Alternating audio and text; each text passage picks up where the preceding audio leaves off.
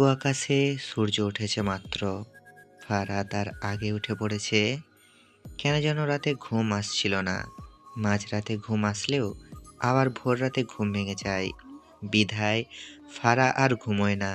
বিছানা থেকে উঠে পরে আশেপাশে তাকিয়ে দেখে রিজভি নেই। তখনই মনে পড়ল রিজভি তো কাল রাতে ময়মনসিংহ গেছে। সেখানে হাসপাতাল তৈরির বিষয়ে কাজ শুরু হবে। এই নিয়ে ঝামেলা পোহাতে হচ্ছে আনিস চৌধুরীকে। এই জন্য রিজভি কাল রাতে গেল। ফারা বিছানা থেকে উঠে পড়ে, মাথার চুলগুলো খোপা করে বেলকনিতে চলে যায়। চারদিকে এখনো কিছুটা আঁধার আছে। সূর্য সবে উঠেছে। তারপর ধীরে ধীরে পুরো শহর আলোকিত হবে।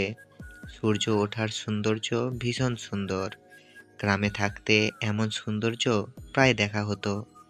সাত সকালে কি করবে ভেবে না পেয়ে ফারহা বই নিয়ে বসে পড়ে। সামনে পরীক্ষা, সে কথা ভুললে চলবে না। টেবিলে বসে বই পড়ছি, কিন্তু তখনই মনে পড়ল বইয়ের ভাঁজে রাখা সেই চিঠিটার কথা। কি সুন্দর ছিল চিঠির প্রতিটা শব্দ। প্রতিটা কথায় ছিল ভালোবাসা আর না পাওয়া আফসোস।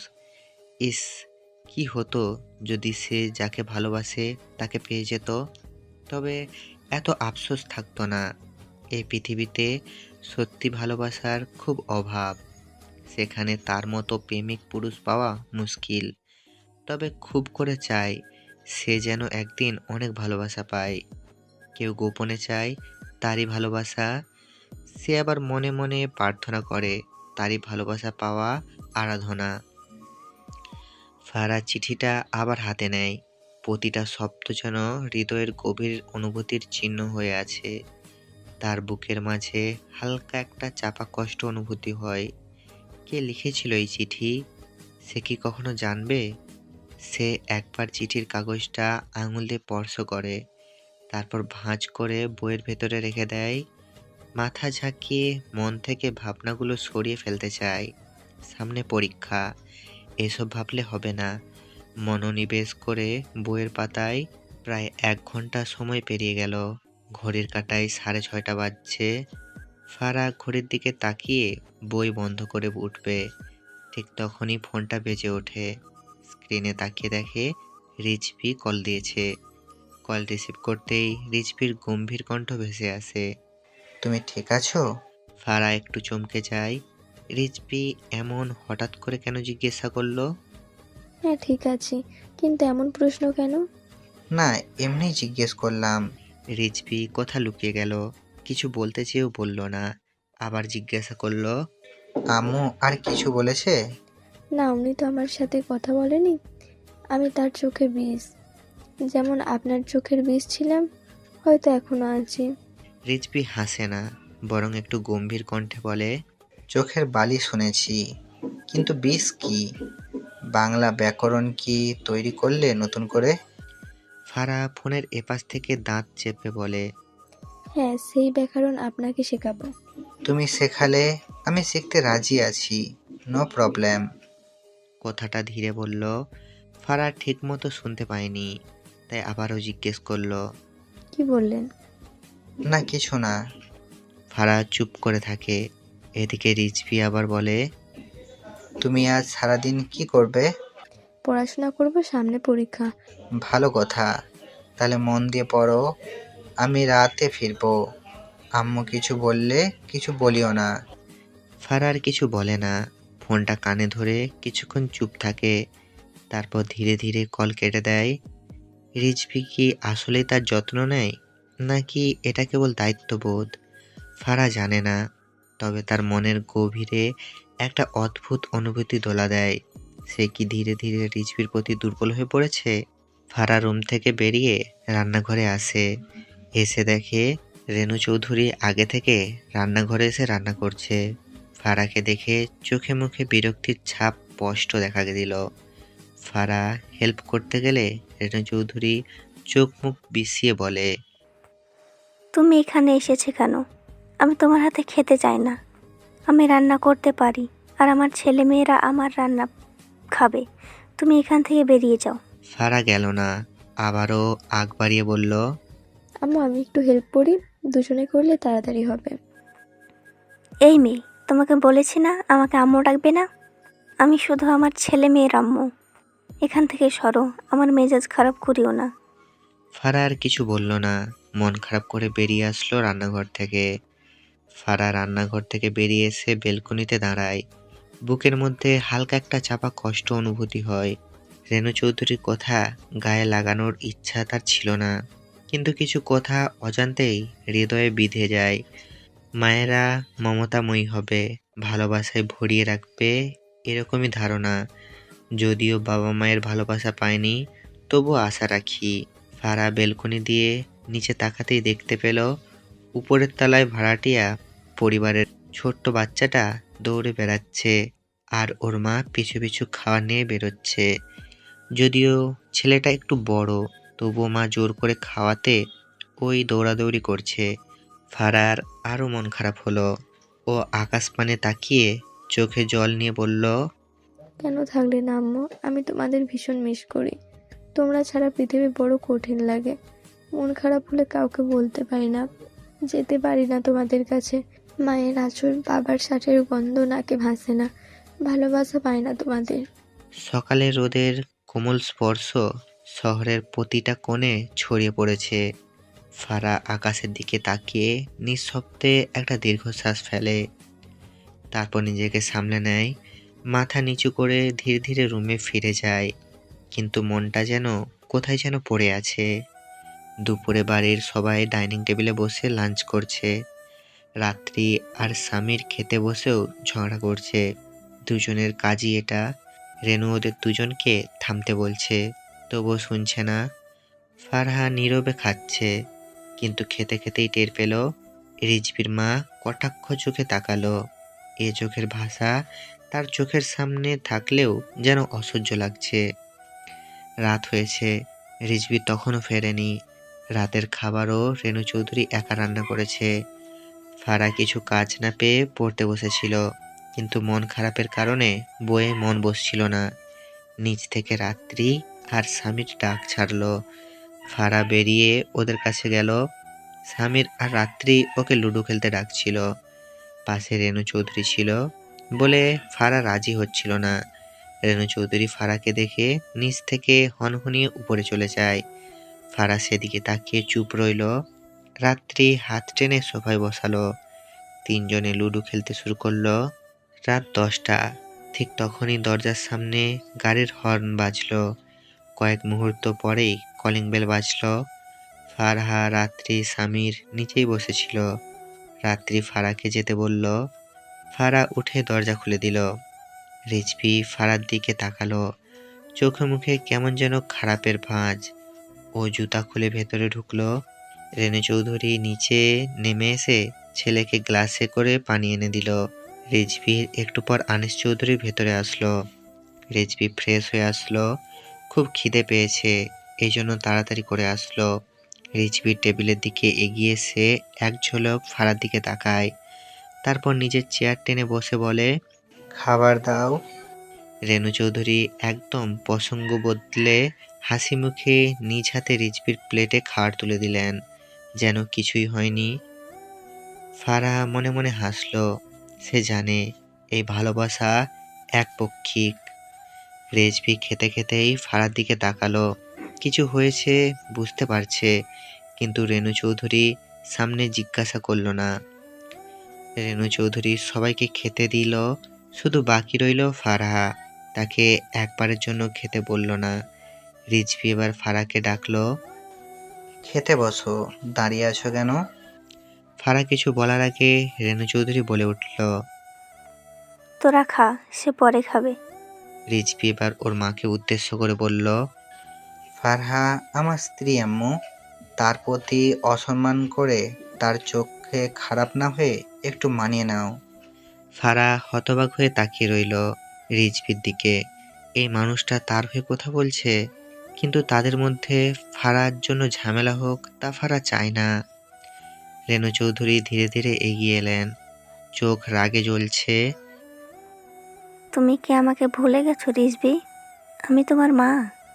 আমি যাকে চাই না সে এই বাড়িতে থাকবে না। রিজভি কোনো তর্কে গেল না, বরং শান্ত গলায় বলল, আমি চাই আম্মু তুমি ফারাকে মেনে নাও। রেণু চৌধুরী হেসে উঠলেন। সেই হাসিতে ছিল প্রচণ্ড বিদ্রূপ। আমি ওকে মেনে নেব? অসম্ভব।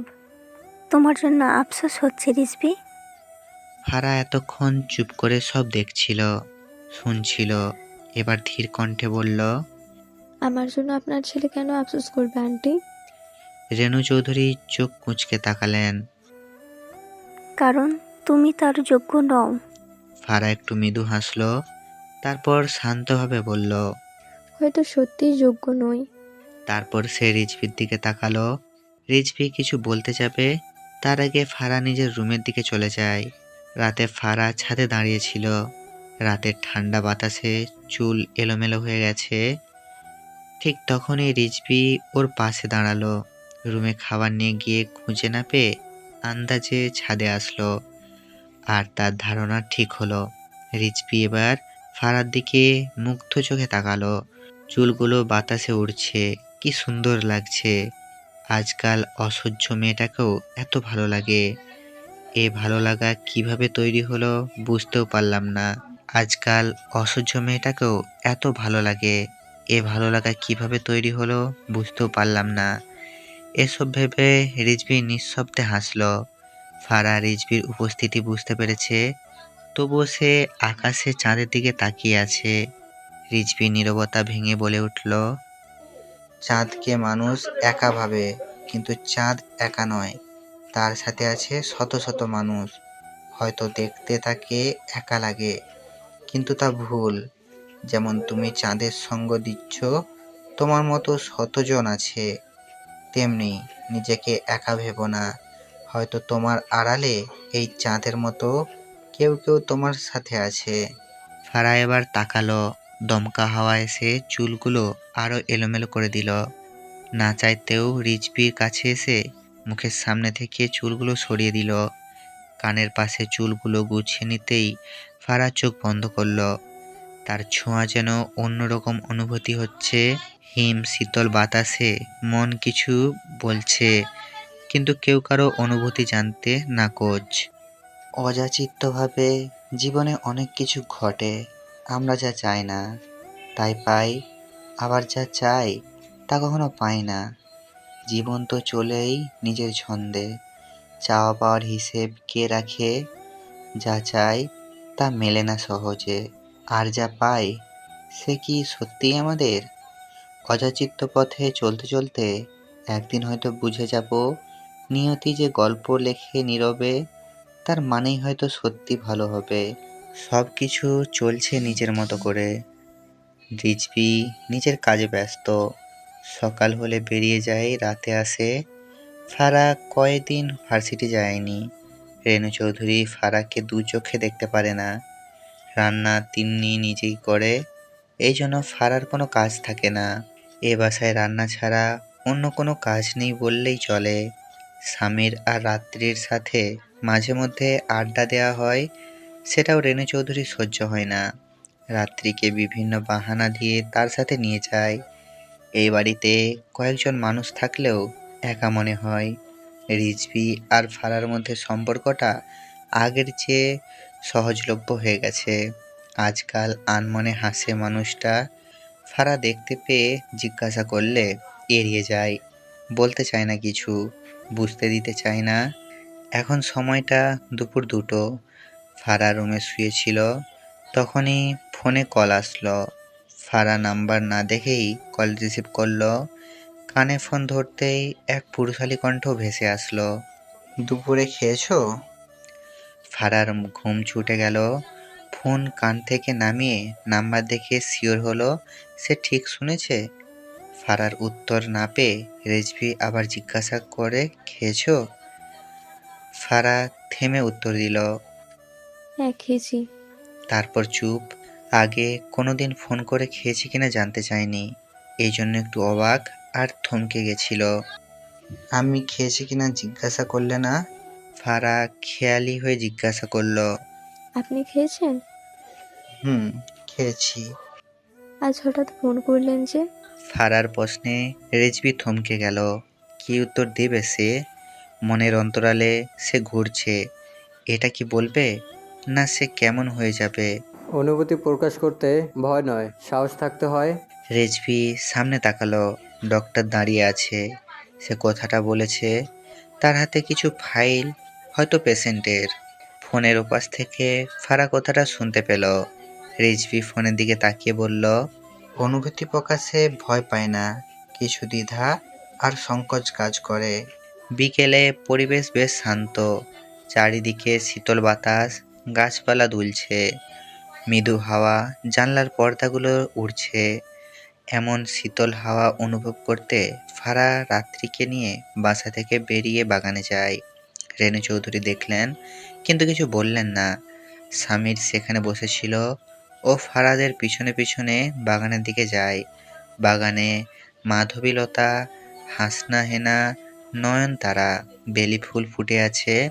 ফারা বেলি ফুলের কাছে গিয়ে চোখ বন্ধ করে তার ঘ্রাণ নিল। বেলি ফুলের ঘ্রাণ অসম্ভব মিষ্টি। রাত্রি দাঁড়িয়ে দেখছিল, তখনই স্বামীর এসে ওর মাথায় টোকা দিল। রাত্রি রাগী চোখে তাকালো। সব সময় মাথায় টোকা দিবি না। স্বামীর ভাব নিয়ে এগিয়ে এলো। আবার দিলে কি করবি? কি করব? দাঁড়া। রাত্রি চারপাশে চোখ বুলিয়ে একটা লাঠি কুড়িয়ে নিয়ে স্বামীরের পিছে ছুটলে। স্বামীরও পালাচ্ছে, দুজন দৌড়ে বেড়াচ্ছে। ফারা ওদের কাহিনী দেখে হাসছে। এত বড় হলো, তবুও এদের ছেলে মানুষই গেল না। ফারার ফোনে কল আসলো। ফোন রিসিভ করে কথাগুলো বলতে গেলে অন্য পাশে হঠাৎ করে পরিচিত চিৎকার শুনে ফারা কান থেকে ফোন নামিয়ে দৌড়ে বাগানের এপাশে ছুটে আসে। এসে দেখে বাগানের এপাশে রেণু চৌধুরী পড়ে আছে। কাদা মাটিতে পা স্লিপ করে পড়ে গেছে। তিনি কোমরে হাত দিয়ে ব্যথাতুর শব্দ করছেন। রাত্রি স্বামীর আগে কাছে এসেছে। ফারা দৌড়ে এসে রেণু চৌধুরীকে ধরে, কিন্তু এই অবস্থায় তিনি হাত সরিয়ে নিলেন। কিন্তু ফারা শুনল না। জোর করে হাত ধরে তিনজনে উঠিয়ে বাসায় নিয়ে আসলো। রেণু চৌধুরীর মুখ ব্যথায় কালো হয়ে গেছে। তিনজনে ব্যস্ত হয়ে পড়ল। কি করবে ভেবে না পেয়ে রেজভিকে ফোন দেয়। সন্ধ্যায় রেজভি আর স্বামীর রেণু চৌধুরীকে ডাক্তারের কাছে নিয়ে গেলেন। রেজভি বাসায় আসার পর শোনে রেণু চৌধুরীর পায়ে ব্যথা করেছে এবং পা নড়াতে পারছে না।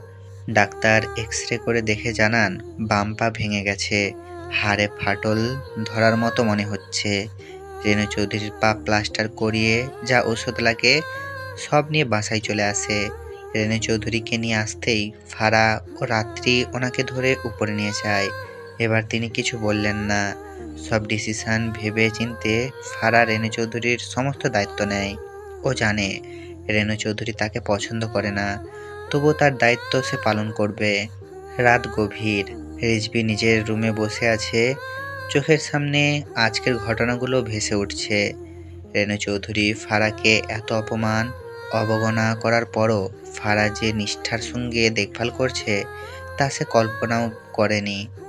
রিজভি জানলার বাইরে তাকিয়ে দেখে চাঁদের আলো পড়ন্ত রাতের অন্ধকার ভেদ করে চারপাশ আলোকিত করছে। মনে মনে ভাবে, ফারার প্রতি তার অনুভূতি কি কেবল কৃতজ্ঞতা, নাকি এর চেয়েও বেশি কিছু। সে নিজেই উত্তর খুঁজে পায় না। অন্যদিকে ফারা নিজের রুমে বসে রেণু চৌধুরীর জন্য কড়া ওষুধের সময়সূচি ঠিক করছে। রাত্রি এসে পাশে বসলো। তুমি এত কেয়ার করছো, আম্মু তো তোমাকে কখনোই ভালো চোখে দেখে না। ফারা মৃদু হাসে। সে যাই হোক, তিনি এই বাসার বড় এবং অসুস্থ, দায়িত্ব তো নিতেই হবে। রাত্রি ফারার দিকে তাকিয়ে বুঝতে পারে মেয়েটার হৃদয়ে কোনো সংকীর্ণতা নেই, সবাইকে আপন করে নিতে পারে। কিন্তু আম্মু বুঝে না, তবে একদিন ঠিকই বুঝবে। পরদিন সকালে রেণু চৌধুরী বিছানায় বসে আছেন, প্লাস্টার করা পা সামনে রাখা। স্বামীর পাশে বসে গল্প করছিল। ফারা এক গ্লাস দুধ নিয়ে এলো। এটা খেয়ে নিন, শরীর দুর্বল যেন না হয়, এজন্য ডাক্তার খেতে বলেছে। রেণু চৌধুরী মুখ ফিরিয়ে নিলেন। অন্যদিকে তাকিয়ে গম্ভীর কণ্ঠে বলল, আমার প্রয়োজন নেই।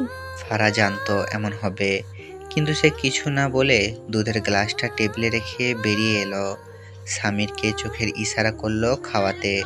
রিজভী দূর থেকে সব দেখছিল। আনিস চৌধুরীও এসেছেন। তিনি ধীর পায়ে ফারার কাছে আসলেন, মাথায় হাত দিয়ে হেসে বলল, এত কষ্ট করে কেন দেখাশোনা করছো? রেনু তো তোমাকে কখনোই আপন মনে করেনি এবং তোমাকে অপছন্দ করে না। আমি বরং একটা নাচ রাখি ওর জন্য। ফারা শান্ত গলায় বলল, আমি দায়িত্ব থেকে পালাতে পারবো না। আমার ভালোবাসা বা স্বীকৃতির প্রয়োজন নেই। আমি শুধু আমার কর্তব্যটা পালন করছি। আর কাউকে লাগবে না, আমি সব করব। হতেও পারে ওনার মন জয় করতে পারবো। আনিস চৌধুরী হাসলেন। মেয়েটাকে এনে ভুল করিনি। রেনু একদিন ওর মর্ম বুঝবে। রিজভী শুনল, তবে কিছু বলল না, শুধু মৃদু হাসল। ফারার প্রতি তার সম্মান যেন আরো বেড়ে গেল। মনে মনে আওড়ালো, তুমি সত্যিই অন্যরকম ফারহা। ফারা চমকে তাকালো, কিন্তু রিজভী কতক্ষণে চলে গেছে। তার মনের অন্তরালে এক নতুন গল্প লেখা শুরু হয়েছে। সে কি বুঝতে পারছে? পরের দিন সন্ধ্যায় রিজভী কাজ থেকে ফিরে দেখল ফারহা ব্যস্ত হয়ে কিচেনে কিছু বানাচ্ছে।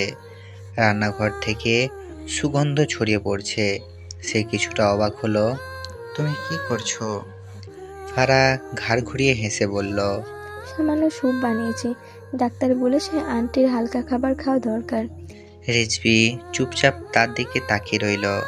এই মেয়েটা ধৈর্য, ভালোবাসা, দায়িত্ববোধ সবকিছু যেন তাকে প্রতিনিয়ত অবাক করে দিচ্ছে। রেনু চৌধুরীর রুমে খাবার নিয়ে গিয়ে ফারা বলল, এই স্যুপটা খান, এতে আপনার আরাম লাগবে। রেনু চৌধুরী প্রথমে কিছু বলল না, তারপর ধীরে ধীরে হাত বাড়িয়ে বাটিটা নিল। রিজভী দূর থেকে এই দৃশ্য দেখে মৃদু হাসল। হয়তো সম্পর্কগুলো ধীরে ধীরে বদলাচ্ছে।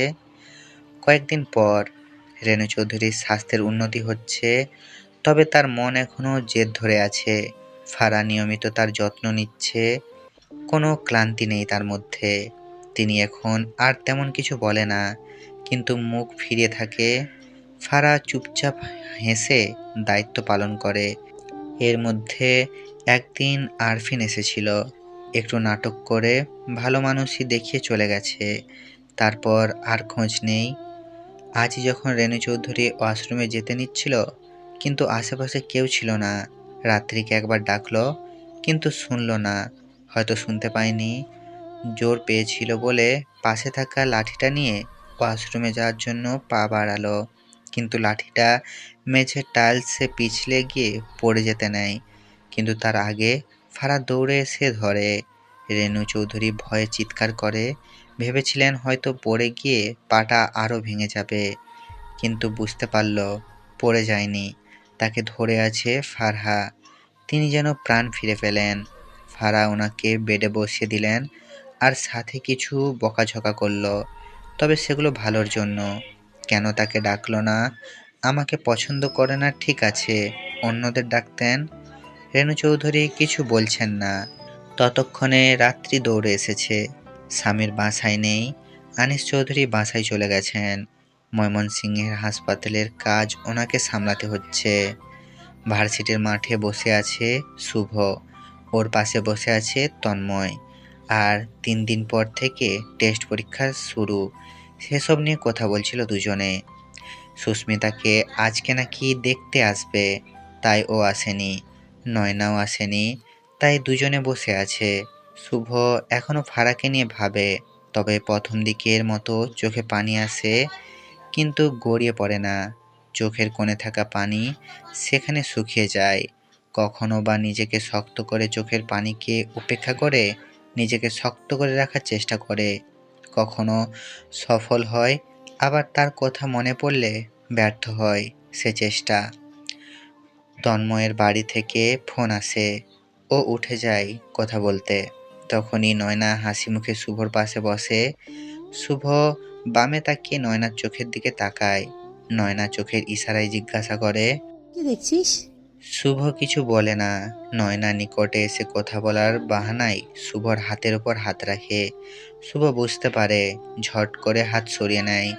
নয়নার দিকে তাকিয়ে শুষ্ক হেসে বলতে শুরু করে, দগ্ন হৃদয়ে প্রেমের উষ্ণতা দেওয়ার এত সহজ না। যে হৃদয়ে বিহুরের আগুনে জ্বলেছে, সেখানে শীতল প্রেমের বাতাস আগুন আরো বাড়িয়ে দিবে দগ্নতা। তোমার চোখে আমি অন্য কিছু অনুভূতি দেখতে পাচ্ছি, যে অনুভূতিকে আমি স্বীকৃতি দিতে পারবো না। নয়না হুট করে উত্তর দিল। আমি তোকে ভালোবাসি শুভ। এই ভালোবাসা কিভাবে তৈরি হয়েছে বুঝতে পারিনি। শুভ উঠে দাঁড়ালো, আশেপাশে তাকিয়ে আবারও বলল। আমার মতো একপক্ষী কেন ভালোবাসতে গেলে? আমি না হয় জেনে ভালোবেসেছি, কিন্তু তুই তো জানতি আমি তাকে এখনো ভালোবাসি, আর হয়তো বাঁচবো না পর্যন্ত না। আমি বুঝি, আমাকে তো দেখেছিস কেমন করে নিজেকে একা করে নিয়েছি, ভালো থাকা বিসর্জন দিয়েছি। তবে তুই কেন আমায় ভালোবাসলি? আমি তোকে ভালোবেসে ফেলেছি, তুই আমায় ফিরিয়ে দিস না প্লিজ। আমি তোকে এক্ষুনি ভালোবাসতে বলবো না, তুই সময় নেই, ধীরে ধীরে, বেশি না, একটু ভালোবাসিস, জায়গা দিস মনের অন্তরালে, তাহলে হবে। আমি তোকে ভালোবাসতে পারবো না, সরি। শুভ নয়নার কথা উপেক্ষা করে ভার্সিটি থেকে বেরিয়ে গেল।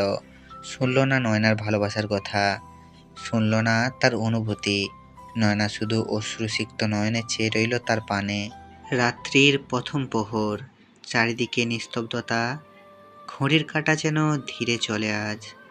রিজভি বারান্দায় দাঁড়িয়ে আকাশের দিকে তাকিয়ে আছে। এক অজানা আবেশে তার বুকটা ধুকপুক করছে। ফারার মুখটা বারবার মনে পড়ে। আজ যে রেণু চৌধুরী পড়ে যেতেন যদি না ফারা তাকে ধরে ফেলতো, এই ভেবে নিজের অজান্তেই কেঁপে ওঠেছে। তার মুখের সামনে স্পষ্টভাবে ভেসে ওঠে সেই মুহূর্ত। ফারহা তাকে বকাঝকা করছে, আবার মায়া ভরা চোখে তাকিয়ে বলছে। এভাবে চলবে না, অসুস্থ অবস্থায় সাবধানে চলাফেরা করতে হবে। রিজভির ঠোঁটে মৃদু হাসি ফুটে ওঠে। তুমি কে? আমার জীবনে এই প্রশ্নটার উত্তর বোধ হয় আমি সত্যিই জানি না, অথবা জানি, শুধু বলার সাহস হয়নি। সকালের আলো ফুটেছে, ফারা ভোরেই উঠে গেছে। আজ রান্না তাকে করতেই হবে। কিচেনে ঢুকে কাজ শুরু করে দেয়। রাত্রি পাশে এসে দাঁড়ায়। আজ খুব সকাল সকাল। ফারা হাসলো। আজ তোমার আম্মুর পছন্দের খিচুড়ি রান্না করব। বোধহয় কিছুটা ভালো লাগবে ওনার। রাত্রি মুগ্ধ চোখে তাকিয়ে রইল ফারার দিকে। কত আয়োজন করে চলেছে মন পাওয়ার আশায়, শুধু আম্মু বুঝলেই হয়। বেলা বাড়তেই রান্নাঘর থেকে মিষ্টি সুগন্ধ ভেসে আসে। রেণু চৌধুরী বিছানায় বসে আছেন, হালকা শাড়ি পরা, চুল খোলা। তার মুখে এখনো রাগের রেখা স্পষ্ট, কিন্তু চোখের ভাষা আগের চেয়ে কিছুটা নরম। ফারহা খাবার নিয়ে এলো। এই খিচুড়িটা বানিয়েছি আপনার জন্য, আপনি একবার ট্রাই করুন, ভালো লাগলে আবার বানাবো। রেণু চৌধুরী একবার ফারার মুখের দিকে তাকালেন। তার চোখে কোনো অভিযোগ নেই, আছে শুধু আন্তরিকতা। রাত্রি কই? ও সামিরের সাথে নিচে, আমি খাইয়ে দিব। রেণু চৌধুরী কিছু না বলে খাওয়া শুরু করলেন। মুখে কিছু বলেননি, কিন্তু এক চামচ খাওয়ার পর আর থামলেন না। ফারা চুপচাপ দাঁড়িয়ে মনে মনে ভাবছে। একদিন হয়তো উনি বুঝবেন আমি সত্যি এবারই যোগ্য বউ। সন্ধ্যায় রিজভি বাসায় ফিরতেই ফারা দরজা খুলে দেয়। রিজভি একটু থমকে দাঁড়ায়, তাকায় ফারহার চোখে। আজ অনেক ব্যস্ত ছিলে? ফারা হাসলো। না, বাসার দায়িত্বেই ব্যস্ত ছিলাম। তুমি সব সামলে নিচ্ছ, কোনো অভিযোগ নেই। ফারা একটু চুপ থেকে বলে। দায়িত্ব অভিযোগ রাখলে তার দায়িত্ব থাকে না। রিজভির বুকটা হঠাৎ ভারী হয়ে গেল। সে কিছু বলতে চেয়েও চুপ করে গেল, শুধু বলল, তুমি এমন কেন ফারহা? ফারহা হেসে বলল, কেমন? মায়াবী যে চাইতেও মনের অন্তরালে জায়গা করে নেয়। ফারহা ঠিকমতো শুনতে পেল না, তাই আবার জিজ্ঞাসা করল। কিছু বললেন?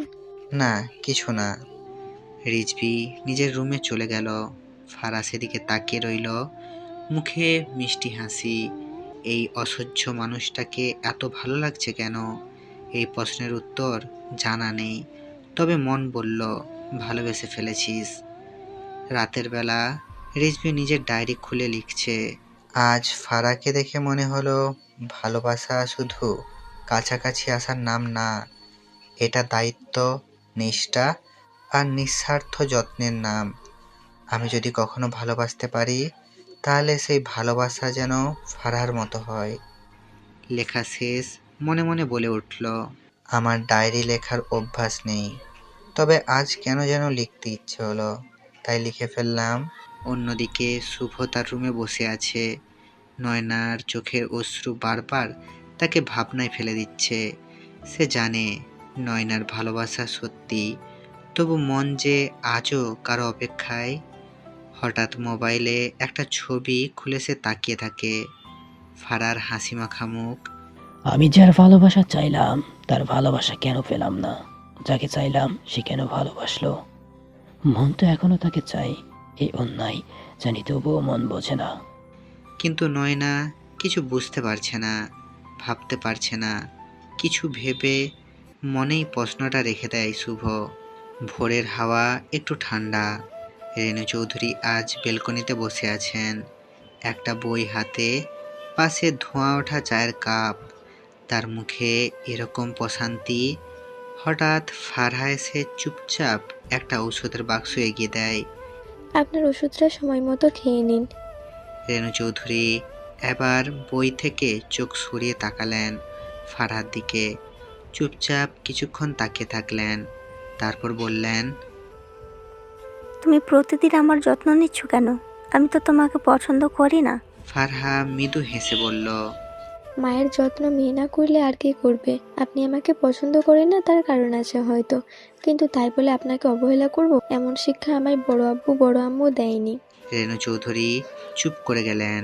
বুকের গভীরে একটা নরম অনুভব জমে উঠল, তবে মুখে কিছু প্রকাশ করলেন না। ওদিকে বিকেলে রেজভি রাত্রির সঙ্গে হাঁটতে বের হয়েছে। স্বামীরও সঙ্গে আছে। তিনজন হাঁটছে ধীর পায়ে। ভাইয়া, ভাবি কিন্তু খুব ভালো। তোমাদের সম্পর্কটা ঠিক করে নিও, একটু ভালোবেসো। আমি খুব পছন্দ করি ভাবিকে। রাত্রির সরল স্বীকারোক্তি। রেজভি একটু থেমে তাকায় ওর দিকে। কেন পছন্দ করিস? ভাবি খুব ভালো মনের মানুষ এবং অনেক কেয়ারিং। ওর মাঝে আমি আমার মাকে দেখি মাঝে মাঝে। আর সবচেয়ে বড় কথা, ও কখনো কাউকে ছোট করে না। আমার আম্মুর রাগও মাথা পেতে নেয়, আবার আম্মুর কত খেয়াল রাখে, যা আমি নিজেও করি না। স্বামীরও বলল। হ্যাঁ, এই প্রথম কারো ভালো সুনাম করলি। রাত্রি রাগি চোখে স্বামীর দিকে তাকালো। স্বামীর মুখ বেঁকিয়ে রিজভির ধারে গেল। রিজভির মন কেমন দুলে ওঠে। ভেতরে ভেতরে এক ধরনের গর্ব এই মেয়েটার জন্য। রাতে ফারহা বারান্দায় বসে আছে, চাঁদের আলো পড়ে ওর মুখে। রিজভি চুপি চুপি পাশে গিয়ে দাঁড়ায়। তোমার জন্য একটা প্রশ্ন নিয়ে ঘুরে বেড়াচ্ছি কয়েকদিন। ফারহা তাকায় না, চুপ থাকে। তুমি যদি আমার পাশে থাকতে, রাত্রির পাশে, এই বাড়ির পাশে, আমার পাশে, সব সময়, তাহলে কেমন হতো? ফারা কিছু বুঝতে পারছে না। রিজভির কথা কেমন এলোমেলো, মনে হচ্ছে সে নার্ভাস। ফারহা জিজ্ঞাসা করলো, কি বলেছেন ঠিক করে বলুন। রিজভি আর বলতে পারছে না, কথা মুখে এনেও থেমে যাচ্ছে। মেয়েটার চোখের দিকে তাকালেই কেমন জানি উল্টো পাল্টা হয়ে যাচ্ছে। ফারহা অধীর আগ্রহে তাকিয়ে আছে। মন চাইছে কিছু বলুক, যা সে শুনতে চাইছে, কিন্তু রিজভি বলতে না পেরে আমতা আমতা করে বলে, চলো, ঘুমাবে না? রিজভির উত্তরে ফারার মুখ নিমিষেই আধারে নেমে আসলো। মনের অনুভূতি প্রকাশ করতেও কেউ এমন করে। ফারা মাথা নাড়িয়ে বেডের দিকে গেল। সকালের আলো ঠিকঠাক নামেনি। রুমের জানলা দিয়ে ফারা বাহিরে তাকিয়েছিল। আজ যেন তার ভেতরটা অস্থির। মনে হচ্ছে কিছু একটা হতে চলেছে, এমন একটা অনুভূতি যেটা ভাষায় বোঝানো যায় না। এদিকে নয়না আয়না বন্ধ রুমে বসে আছে। বাসার মানুষজন ডেকেও রুমের দরজা খুলতে পারেনি। চোখ মুখের অবস্থা কেমন যেন হয়ে গেছে। ঘুমহীন রাত্রি পার হয়ে গিয়েছে, কিন্তু তার মধ্যে কোনো হেলদোল নেই। শুভ আজ সকালে সিদ্ধান্ত নিয়ে ফেলেছে, সে এই শহর ছাড়বে। এই ভালোবাসা, এই টানাপোড়েনের ভেতর থাকতে থাকতে সে ক্লান্ত। কিন্তু যাওয়ার আগে একটা কাজ বাকি। সে ফোন করলো তন্ময়কে। একবার দেখা করতে পারবি? তন্ময় একটু থেমে বলল, ঠিক আছে, লোকেশন বল, আমি আসছি। কিছুক্ষণ পর বাগানে শুভ আর তন্ময় মুখোমুখি বসে। আমি চলে যাচ্ছি তন্ময়, কোথায়? ঢাকার বাইরে। এবার নিজের মতো জীবন করতে হবে। এত টানাপোড়া আর ভালো লাগছে না। তন্ময় চুপ করে যায়। আগে কিছু না জানলেও এখন জানে। শুভ নয়নার কথাটাও তন্ময়কে খুলে বলে। এ অবস্থায় শুভকে কি বলা উচিত তার ঠিক জানা নেই। কিন্তু নয়না, ও অনেক স্ট্রং হলেও মনের দিক থেকে খুব নরম মনের। এতদিনের বন্ধুত্বে এতটুকু তো চিনে। এদিকে শুভ অবস্থা বুঝতে পারছে। শুভ উঠে দাঁড়ালো। বিদায় মুহূর্তে তার কণ্ঠ ভারী হয়ে এলো। তন্ময়কে জড়িয়ে ধরলো, যাওয়ার আগে বলে গেল, এত টানাপোড়ান আর ভালো লাগছে না। কয়েকদিন হয়তো ফোনেও পাবি না, তাই চিন্তা করিস না। আর নয়নকে একটু সামনে নিস। সুস্মিতা, ফারা আমার বিষয়ে কিছু জিজ্ঞেস করলে বলিস আমি কয়েকদিনের জন্য শহরের বাইরে কিছু কাজে গেছি। কেউ শহর ছেড়ে গেল টানাপোড়েন থেকে বাঁচতে, আর কেউ পৃথিবী থেকে বিদায় নেওয়ার সিদ্ধান্ত নিল। রুমের মেঝেতে বসে ধারালো ব্লেডটা চেপে ধরলো নিজের কোমল নরম হাতের মাঝ বরাবর। মুহূর্তেই রক্ত হাত গড়িয়ে পড়ল মেঝেতে। এক সময় রক্ত শূন্য হয়ে ঢলে পড়ল মেঝেতে। সকাল গড়িয়ে দুপুর হতে ফারার কাছে খবর এলো নয়না আত্মহত্যা করার চেষ্টা করেছে। ফারা থমকে গেল, তড়িঘড়ি করে বেরিয়ে গেল হাসপাতালের গন্তব্যে।